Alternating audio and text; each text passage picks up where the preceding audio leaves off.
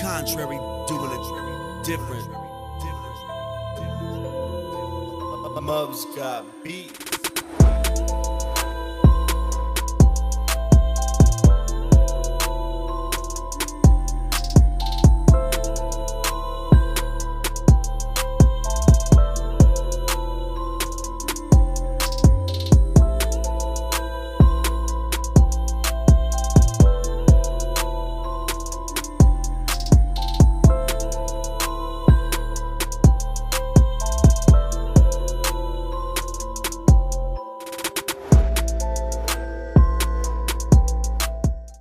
I'm called Chelsea Jackman and my occupation is part-time youth worker.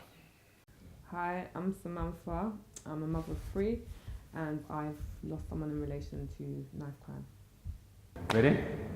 Nana Hansri Nayanen, 46 years old, and I work as a mentor for Intermission Youth Theatre. And what we do is we train young people who lack opportunity, may be at risk of going to prison or offending, to get involved in acting but may not know how to, and we train them in the art of Shakespeare.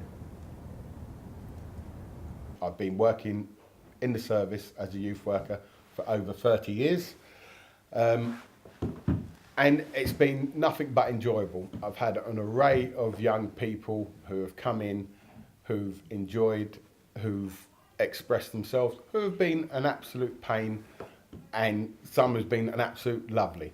But as they move on, as they get older and they have kids, and their kids still come to this youth club now, they appreciate the fact that the club was here for them to spend time in a club rather than on the streets.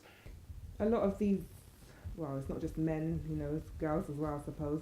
I think they feel powerful behind the gun or a knife, because a lot of people aren't physically strong to fight somebody and just have a fist fight to get over a dispute like in the old days. So they come with their knives and guns, and I suppose once they've committed a crime using their knife or guns, they feel so powerful and it becomes a thrive to them, and they end up living by it because it makes them powerful. So and I feel like a lot of young guys or men, because they haven't been shown how to become men, they're all kind of trying to be the alpha male, take on this role, try and be the biggest and the baddest out there. And, there's always going to be someone that's bigger and badder than you, So I definitely think everyone's trying to be something they're not. With regard to a knife, generally now, young people have knives for protection. They see it as a protection aspect. So that's it. But people who have guns, they want to intimidate, they want to scare, they want people to be afraid of them. And from my experiences, people who want to shoot people are not going to show a gun until they're going to use it. With people, young people, especially nowadays, they want to show that they've got a gun to intimidate everybody else and to make people scared of them. I'm there for you and your friends. Are they gonna talk and claim their ends like we won't pull up and ride on them? Man down, man down. Tell them boys they come round, stand your ground. You put them about, creep on them, I don't make no sound. Splash and drown. Hey girl, come through, looking all nice and brown. Still pulling up on smoke. Skeng in my pocket, can't see the bulge in my coat. Like holding me his blade, man, the man got guns that'll sink down a boat. Send a young boy round with a skeng, they ain't leaving till they see smoke. Bow. Raindrops, gunshots, on tops where I'm living. Body drops, lights off, real life got him snitching. Raindrops, gunshots, on tops where I'm living. I think social media and music plays a lot in the association with knife crime. I think people tend to copy what they see on TV, that image that is projected out there, that kind of thug image, and a lot of people want to live like that. So definitely I think that is provoking these people to live like that, because that's what they see on media and TV and stuff. I wouldn't have said so before, but looking into it now, I would say yes.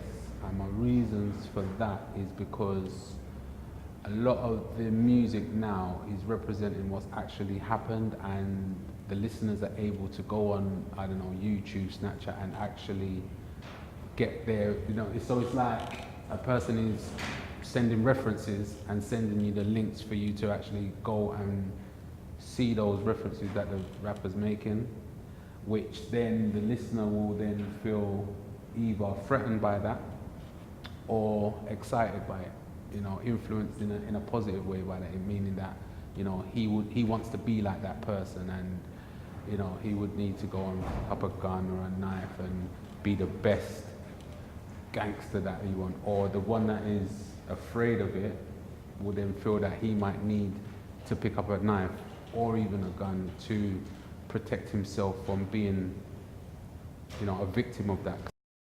You know, a good few clubs have all closed down for, you know, financial reason. The budget for the youth service, I believe, generally has gone from in the region of 8-10 million down to about 2 million.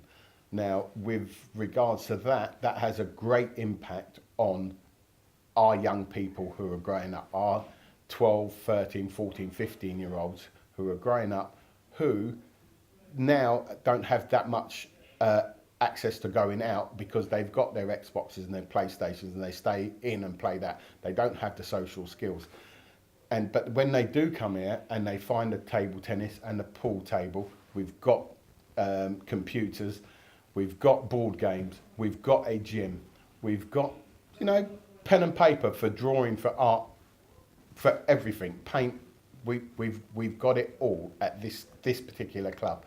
They enjoy it. It's something different, and they get to socialise with, you know, other young people of their age. Yeah, there has been a dramatic rise in knife and gun crime, especially recently over the Easter holidays. In fact, a young girl who's 17 who lived in Tottenham, she was recently lost her life at a bus stop.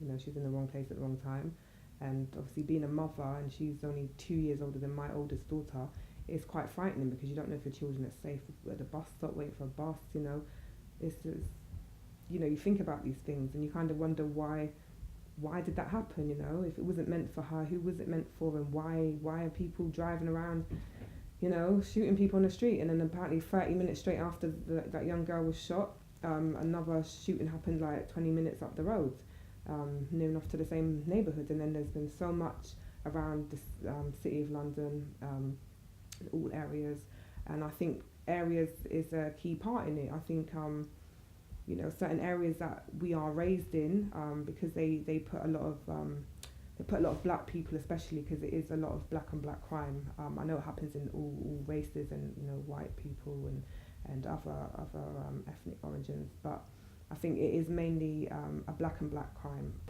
I think the biggest thing for me that turned my life around was believing in myself and not succumbing to peer pressure, being able to have a goal and work towards it. That's something that I was probably lacking when I was growing up.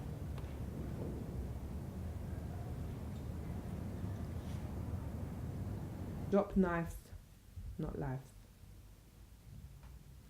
I'm in the park where the kids play. Same place that the kids lay when the clip sprays.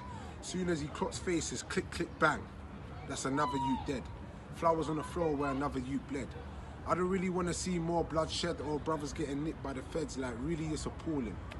A young boy left home and he didn't come back by the morning. Now he's on the floor bleeding and crawling, and his mum keeps calling. My heart bleeds for Miss Morgan. Could have cried when I turned on the news and I saw her mourning. She was wiping her own son's blood from the streets. That image, man, it had me weak. Imagine raising a child that you love so much, you just want to give your all to, then he gets stabbed in the streets. Man, your own son gets taken before you. Young boy, look in the mirror. You're a young king, bro. You are not a killer. Or you want to be a driller. Olders pass you the gun, now you want to pull the trigger.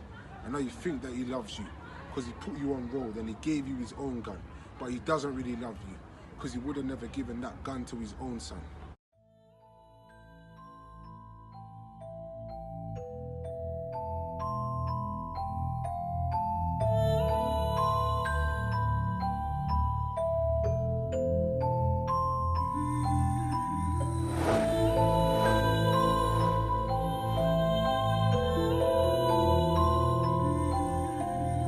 Contrary, doing it different.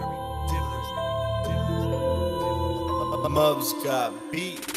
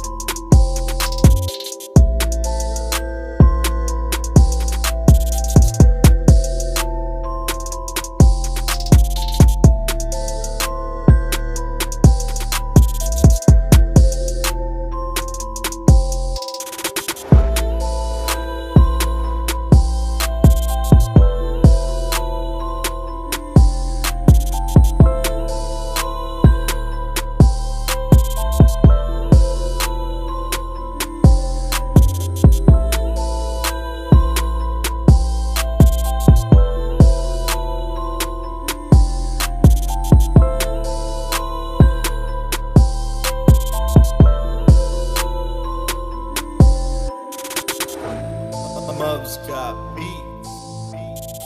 Contrary, doing it different.